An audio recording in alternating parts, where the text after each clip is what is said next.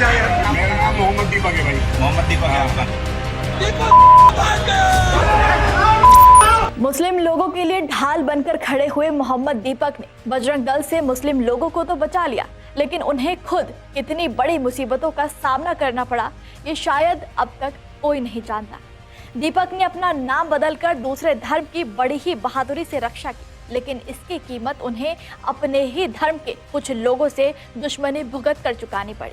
इस दुश्मनी का आलम ये रहा कि दीपक का पूरा परिवार खौफ के साए में जीने लगा है। दीपक के घर के बाहर सैकड़ों की संख्या में बजरंग दल के कार्यकर्ता आ खड़े हुए और दीपक को मां बहन की गंदी गंदी गालियां देकर उनका विरोध किया गया।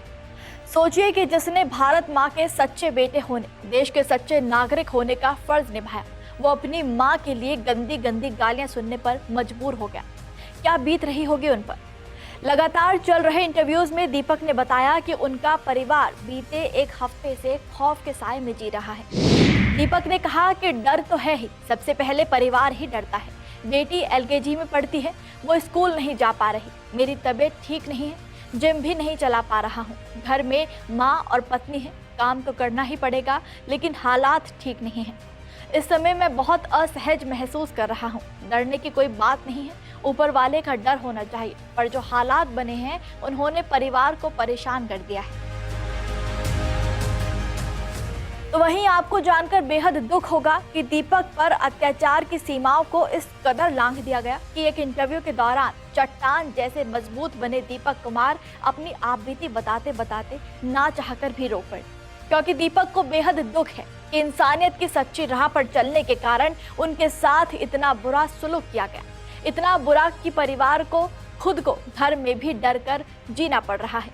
क्या दीपक ये अत्याचार डिजर्व करते हैं? दीपक ने एक मीडिया चैनल को दिए इंटरव्यू में बताया, मेरे पिता का निधन कई साल पहले हो गया था। मेरी माँ ने अकेले मुझे पाला, वो चाय का ठेला लगाकर मुझे पालती थी। दीपक ने कहा कि मैं गुंडों से नहीं डरता, चाहे 150 हो या 1500, लेकिन परिवार के लिए डर सबको होता है। मेरी मम्मी बहुत डर गई थी। बजरंग दल कार्यकर्ताओं ने मेरी माँ को गंदी गंदी गालियां दी। माँ काफी सालों से चाय का स्टॉल चला रही है। जब किसी इंसान के साथ गलत होता है तो मुझसे बर्दाश्त नहीं होता।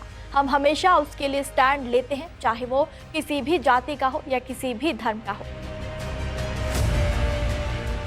इतने विरोध, इतनी गालियां और इतने आतंक के बाद भी दीपक को खुद के ऊपर ही एफआईआर होने का दर्द भी झेलना पड़ा। दीपक और उनके साथी विजय रावत पर गाली गलौज, जाति सूचक शब्दों के प्रयोग और मारपीट के आरोप लगाकर एफआईआर दर्ज की गई। इसके बाद उन्हें थाने बुलाया गया। सोचिए कि जिन्होंने असल में दंगे करे उनके हौसले बुलंद रहे, लेकिन दीपक को आरोपी बना दिया गया। भैया मुकदमा तो मेरी समझ में नहीं आ रहा कि हमारे ऊपर क्यों हुआ। दंगे उन्होंने करे, माहौल उन्होंने खराब करा, कोटद्वार का माहौल उन्होंने खराब करा, पूरा का पूरा गालियां उन्होंने दी, जो उनके मन में आया। देहरादून से लड़के उन्होंने बुलाए, ठीक है, सब कुछ देहरादून से 150 करीबन लड़के आए, उन्होंने पूरा उद्यम काटा। उसके बाद भी मुकदमा हम पे भी हो गया। मेरी ये समझ में आ रहा है कि हम पे मुकदमा क्यों हुआ। कौन थे वो लोग और क्या मामला हुआ था? वो वही थे कि बजरंग दल के कुछ लड़के थे जो आए थे देहरादून से। 150 करीबन लड़के थे। उन्होंने गाली गलौज करी, फैमिली को लेकर उल्टा सीधा बोला। वो बजरंग दल के ही लड़के थे। अभी कैसा महसूस कर रहे हैं आप? महसूस तो क्या करना है, तबीयत खराब हो रही है भैया। फीवर आ रखा है, 102 बुखार था कल रात मेरे को, तो तबीयत ठीक नहीं है, तबीयत खराब हो रही है। मैं किसी पार्टी को देखो मैं सपोर्ट नहीं करता, मैं विचारधारा को सपोर्ट करता हूँ। जिसकी विचारधारा अच्छी है, आज भाजपा की विचारधारा अच्छी हो जाए हम उसके साथ हैं, हम उसको सपोर्ट करेंगे। कल आम आदमी की विचारधारा अच्छी रहेगी, हम उसे सपोर्ट करेंगे। सीधी सी बात है, जिसकी विचारधारा अच्छी होगी हम उसको सपोर्ट करेंगे। फिलहाल कोटद्वार में स्थिति कंट्रोल में बताई गई है और शोएब अहमद की दुकान का नाम बदलने को लेकर भी विवाद थम गया है, यानी कि अब दुकान का नाम बाबा ही रहेगा। और पुलिस ने आश्वासन दिया है कि बजरंग दल को भी इस तरह के दंगे करने नहीं दिया जाएगा। लेकिन हमारा सवाल है, और शायद आपका भी हो, कि क्या वाकई दीपक जैसे सच्चे भारतीय इस तरह का दुख, अत्याचार डिजर्व करते हैं?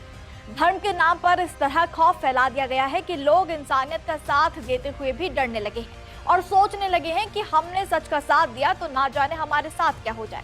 दीपक ने 2 लोगों में लाठियां चलने से रोकी, शांति की मांग की तो उनके घर सैकड़ों की भीड़ लाठियां लेकर पहुंच गई। तो फिर कहां है हमारे देश का लोकतंत्र, संविधान, राइट टू फ्रीडम?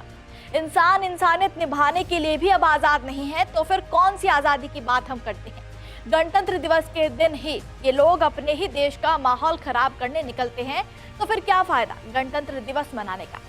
सवाल है कि क्या दीपक जैसे लोग देश में वाकई सुरक्षित रह सकते हैं। आप इस मामले पर क्या राय देंगे, हमें कमेंट में जरूर बताइएगा। नमस्कार, मैं हूं मानक गुप्ता। अगर आपको हमारा ये वीडियो पसंद आया हो तो इसे लाइक और शेयर जरूर करें, और हाँ, हमें सब्सक्राइब और फॉलो करना ना भूलें ताकि आप देश और दुनिया की कोई खबर मिस ना करें। तो जुड़े रहिए हमारे साथ और देखते रहिए News 24।